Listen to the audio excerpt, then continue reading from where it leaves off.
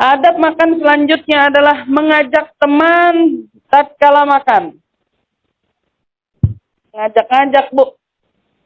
Nggak makan sendiri. Tidak makan sendiri, karena makan sendiri itu rasa pelit atau sombong. Itu merupakan sifat yang buruk. Kalau kita makan sendiri karena pelit sama sombong. Na'udzubillah. Ada orang yang begitu makan takut yang lain lihat. Sampai ngumpet-ngumpet, ini ada sifatnya pelit.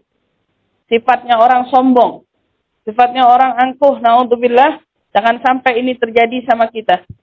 Berdasarkan sabda Rasul sallallahu alaihi wasallam an Mu'adz bin Jabal radhiyallahu anhu, anna an-nabiy sallallahu alaihi wasallam qala li Ali bin Abi Thalib karramallahu wajhah, ala unabbi'uka bi syarrin nas? Qala bala ya Rasulullah, qala man akala wahdah. Hilyatul Awliya. Dari Sayyidina Mu'adz bin Jabal radhiyallahu anhu, sesungguhnya Nabi sallallahu alaihi wasallam meriwayatkan, sesungguhnya Rasul sallallahu alaihi wasallam berkata kepada Sayyidina Ali bin Abi Thalib karramallahu wajhah, apakah kamu tidak ingin aku beritahukan tentang golongan orang yang paling buruk? Ini masuk kategori golongan orang paling buruk, kata Nabi. Ala unabbi'uka bi syarrin nas?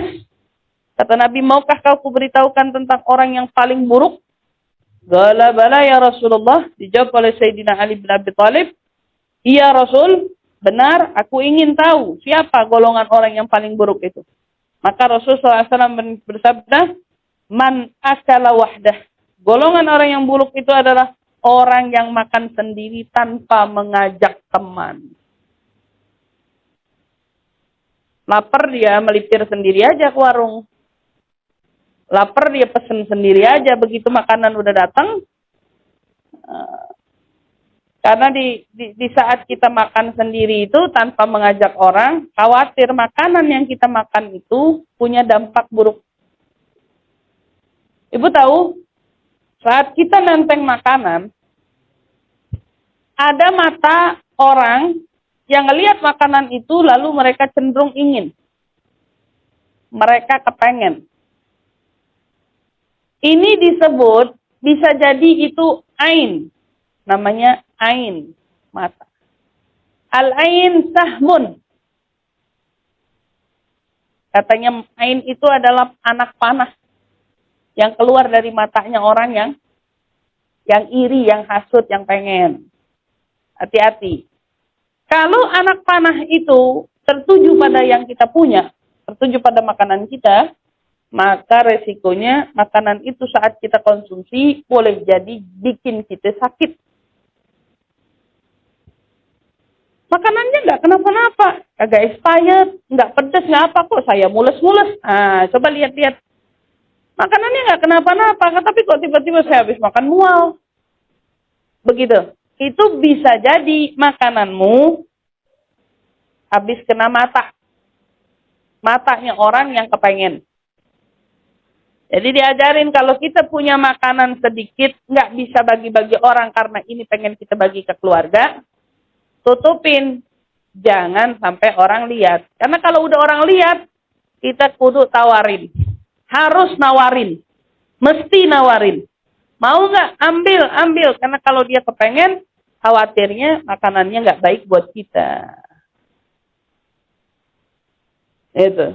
Karena Nabi SAW bilang, fi kulli dzi ni'matin mahsud, kata Nabi. Ingat, setiap nikmat itu terkadang ada mata hasudnya orang. Jadi kita harus sering-sering bacain sholawat, jangan sampai apa yang bagus di kita, apa yang punya nikmat di kita, dipandang iri dengan mata jahat orang. Kadang orang itu begitu nggak sadar.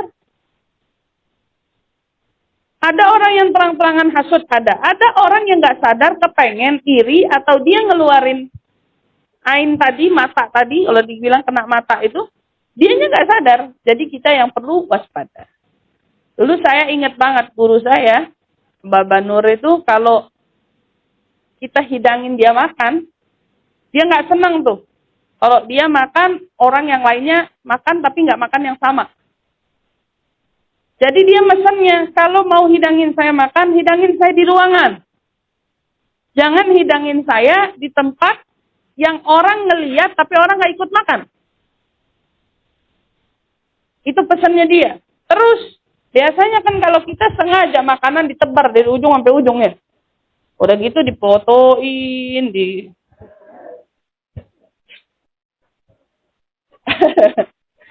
dari ujung sampai ujung udah gitu dikontenin lah orang kita sekarang ya kalau makanan dikonten. Dikontenin, diputerin gitu. Beliau nggak suka tuh begitu tuh. Marah, bukan marah soal kontennya, dia juga nggak sadar kali kalau orang konten gitu. Tapi makanan yang ditebar itu dan orang masih warawiri belum mau makan gitu, dia marah. Menurut dia tutup dulu sajiannya.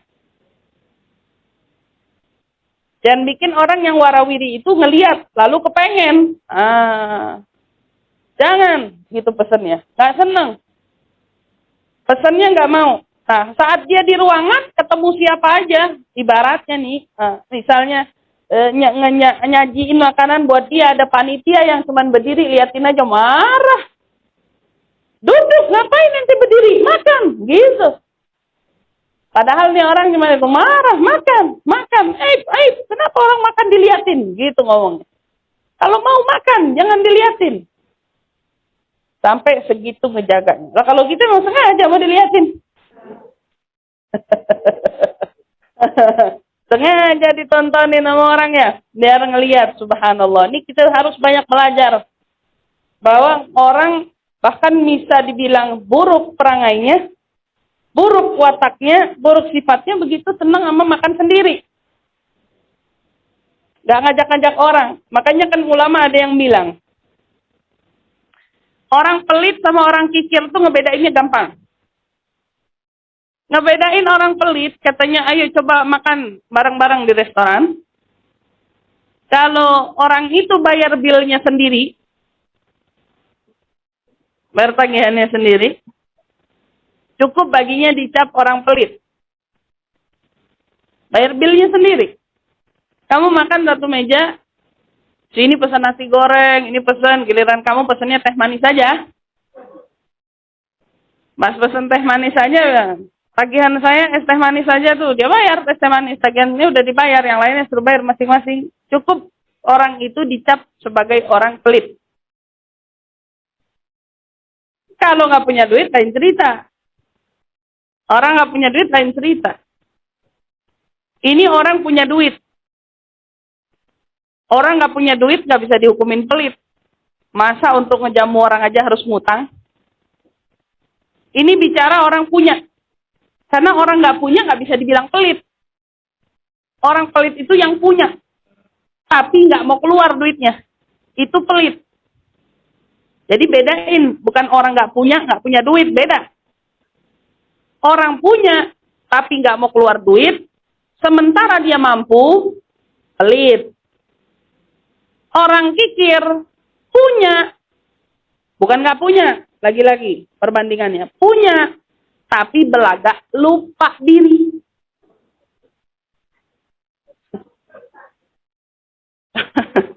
Tuh.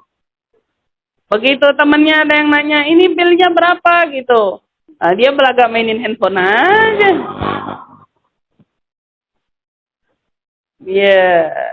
Atau dia belagak ke toilet gitu.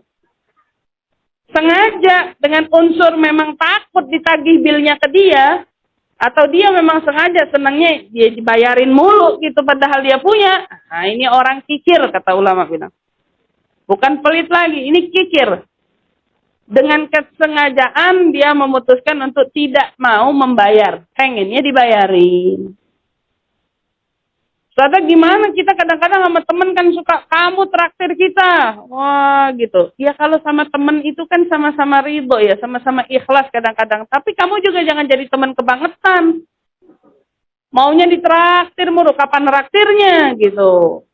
Kalau kemarin habis ditraktir, besok mestinya ngajak lagi. Kamu kemarin udah traktir saya, sekarang giliran saya yang traktir kamu. Kan enak begitu. Ada orang yang kadang-kadang bisa begitu, tapi belaga nggak mau. Senangnya cuma nebeng. Bahasanya nebeng makanan. Kalau ditanya mau pesan apa, nggak pesen apa-apa gitu. Nggak usah, yang ada aja. Iya, yang ada aja, orang dia nggak mau beli. Maunya dibeliin. Nah, ini hati-hati. Itu kata ulama, bisa dimasukkan kategori orang kikir. Punya, sanggup, mampu, tapi berlagak pelit. Berlagak nggak punya. Berlagak dompet ketinggalan. Berlagak izin ke toilet. Kikir. Gitu. Tapi mikirin diri sendiri, pelit. Dan dalam hadis ini, bahkan Nabi SAW menegaskan, ala unabbi'uka bisyarrin nas, kata Nabi, maukah kamu kuberitahukan tentang siapa? Orang paling buruk. Golongan orang yang paling buruk, artinya paling buruk watak, sifat, dan semuanya. Hanya karena apa? Makan sendiri, nggak ngajak teman. Sendirian aja, padahal jalannya rame-rame. Paling tidak kalau kita kepengen beli sendiri, beliin lebih buat teman-teman. Mungkin nggak sesuai jumlahnya, tapi kita punya sesuatu yang kita bagi untuk mereka. Nggak cuma nyobain sendiri, tapi ingat sama yang lain. Itu baru adab yang tepat. Ibu pengen beli kue, pengen beli roti misalnya. Ibu yang kepengen, teman belum tentu kepengen. Gak usah nanya, mau kagak? Gak usah. Beli aja 2. Ya, satu kasih dia. Mau dia makan sendiri-sendiri, kebetulan sanggupnya beli 1, ya 1. Nggak, dia mau makan, nggak makan, ya udah. Tapi makanan ibu udah aman dari kepengennya dia. Nah, kita belajar dari kadang-kadang kita suka belanja GoFood. Zaman sekarang zamannya GoFood. Beli apa-apa lewat semuanya aplikasi ya. Yang antar orang. Beli makanan kita kadang-kadang enak-enak. Kalau rezekinya lebih, beli lebih buat abangnya. Jadi dia nggak cuman udah ngantriin makanan kita. Udah berdiri dia yang cium makanannya. Dia yang bayarin gitu ya. Terus dia nganter udah dapat apa? Paling bintang dari kita. Orang Gojek kan pesennya jangan lupa bintangnya gitu ya. Jangan lupa bintangnya, kasih bintang 5 ya gitu. Sangkingannya tuh nyari nafkah kayak gitu. Kalau kita dikasih lebih, beliin lebih. Jadi apa yang dia beli, dia kepengen. Gak jadi bahaya buat kita. Karena kita ingat sama dia, nih kamu. Ini buat kamu, ini buat saya. Ya Allah, kebayang gak girangnya kayak apa tuh? Ini akhlak, ini adab yang diajarkan sama Nabi kita Muhammad Sallallahu Alaihi Wasallam, dan belajar ajarkan anak-anak kita dari sekarang.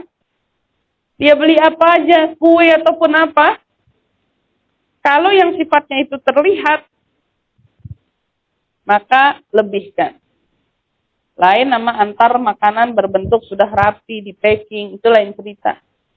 Ngambil barang, nganter, beda cerita. Tapi kalau beli, jelas-jelas kan kalau GoFood, dia yang nunggu, dia yang ngantri. Tuh makanan ditumis dia yang cium baunya. Subhanallah. Tuh. Ini adab dari Nabi kita Muhammad Sallallahu Alaihi Wasallam. Restoran yang memajang makanan. Seperti Padang. Bukan kita yang bertanggung jawab. Itu yang bertanggung jawab yang jualan. Bahasanya gitu. Kamu kan pembeli. Terlepas dari yang kamu beli ada pengemis, kepengen misalnya, atau pengemis atau apa, itu kan di luar kepengetahuan kamu. Yang masalah itu kalau yang kita punya berkenaan dengan nikmat kita dilihat oleh orang lain, bukan sesuatu yang dipajang atau ditata sebagai yang ingin dijual gitu. Beda-beda. Kalau kita yang punya, kita yang beli, kita yang bawa, orang ngelihat itu punya kita, dia kepengennya ngelihatnya dari kita. Disitulah dampak yang perlu kita hindarin. Tapi kalau yang dijual di toko kue atau apa, semua rata-rata pasti dipajang gitu. Dan itu kita lepas dari dosa itu atau tanggung jawab itu.